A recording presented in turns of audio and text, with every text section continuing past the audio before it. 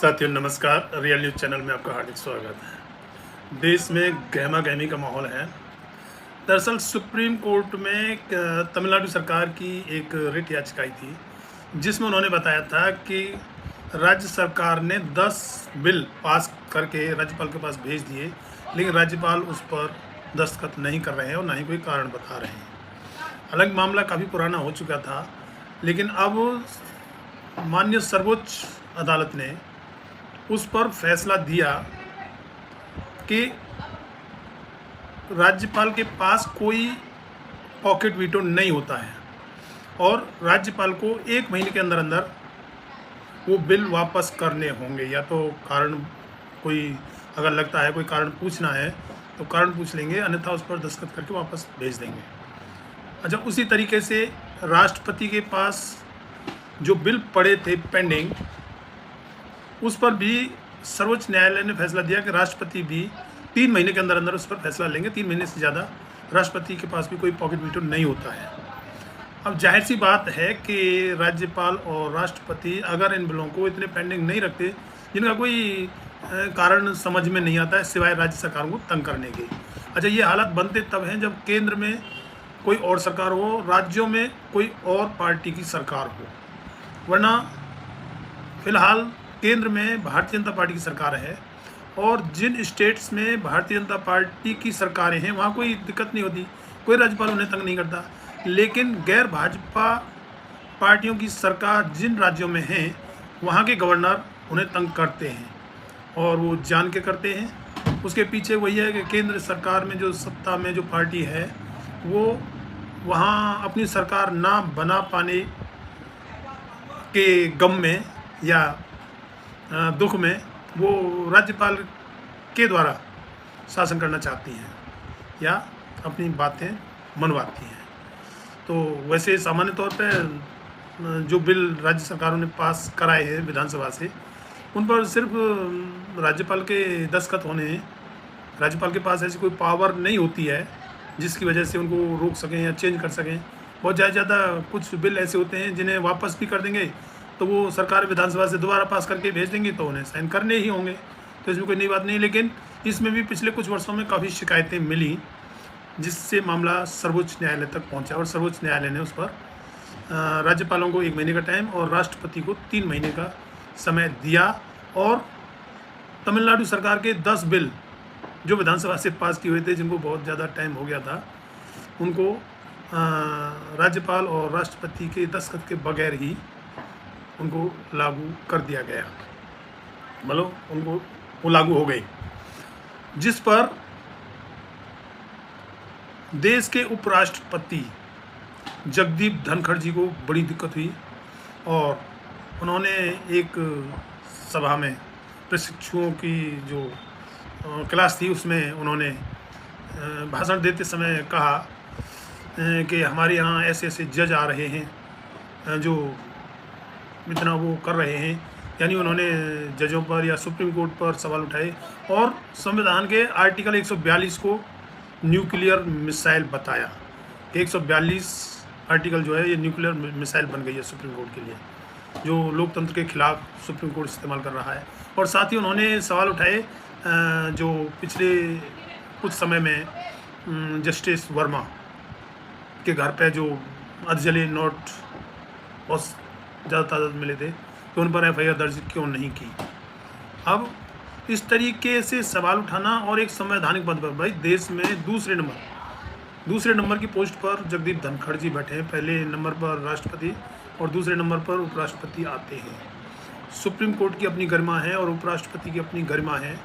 अगर उन्हें किसी तरह की कोई दिक्कत थी तो जैसा कि कपिल सिब्बल राज्यसभा सांसद जो है समाजवादी पार्टी की तरफ से, उन्होंने कहा भी कि अगर उसमें कोई दिक्कत है तो उसमें रिट दाखिल की जा सकती है और कोर्ट से उस पर पुनर्विचार के लिए भी कहा जा सकता है या उस पर वो सलाह मांगी जा सकती है।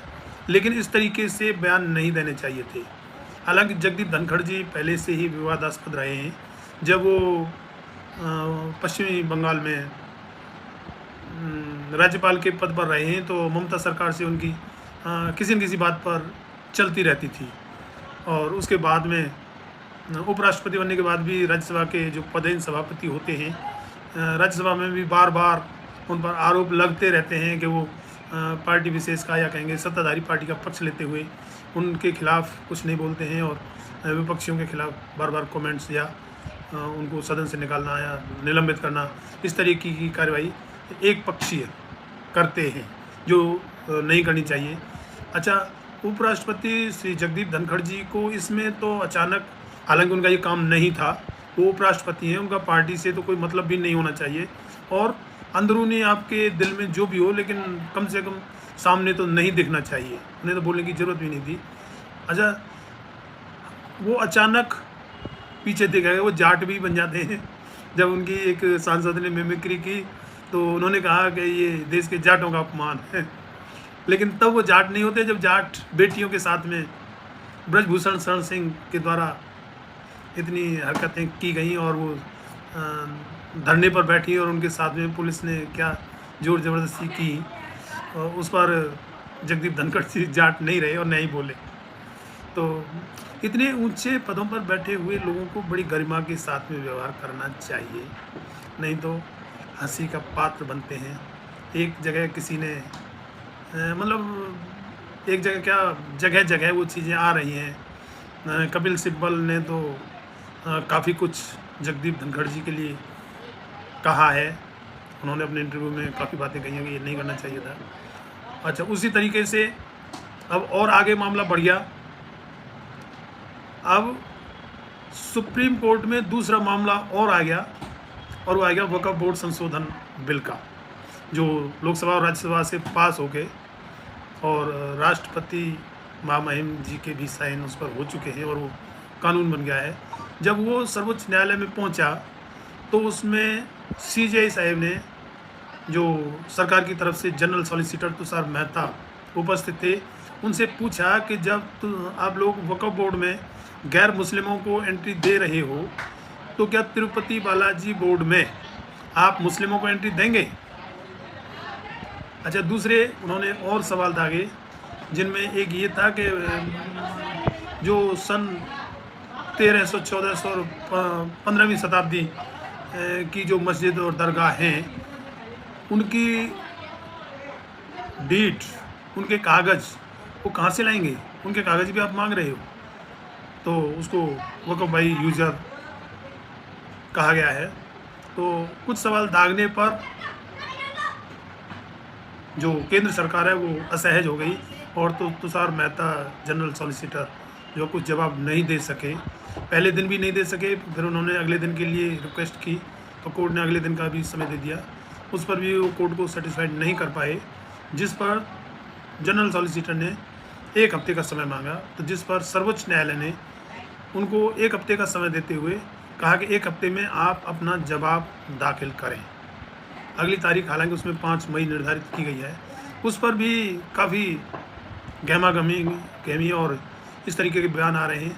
एक भाजपाई सांसद निशिकांत दुबे, जो केंद्र सरकार के बड़े लाडले सांसद हैं, जब संसद में किसी का जवाब देना हो या कोई नई बात करनी हो तो उधर से निशिकांत दुबे ही खड़े होते हैं।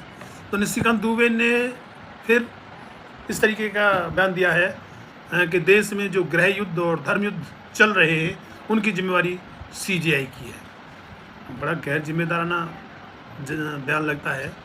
भाई, केंद्र में पिछले 11 साल से आपकी ही सत्ता है, आप ही सरकार में हैं, आपकी जिम्मेवारी बनती है कि ऐसी कोई बात देश में ना हो, और आपकी जिम्मेवारी होने के बावजूद भी आप ही कह रहे हैं कि देश में गृह युद्ध और धर्म युद्ध चल रहे हैं, तो बड़ी गैर जिम्मेदाराना सी लगती है। तो इस तरीके से मेरा कहना यह है कि बड़े पदों पर बैठे लोगों को बड़ी गरिमा के साथ में व्यवहार करना चाहिए।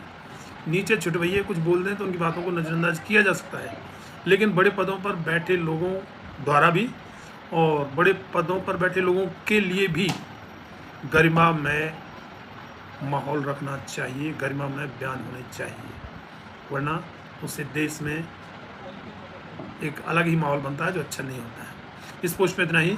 पोस्ट अच्छी लगी हो तो चैनल को लाइक, सब्सक्राइब और कमेंट में अपनी राय जरूर दें। धन्यवाद। जय भीम।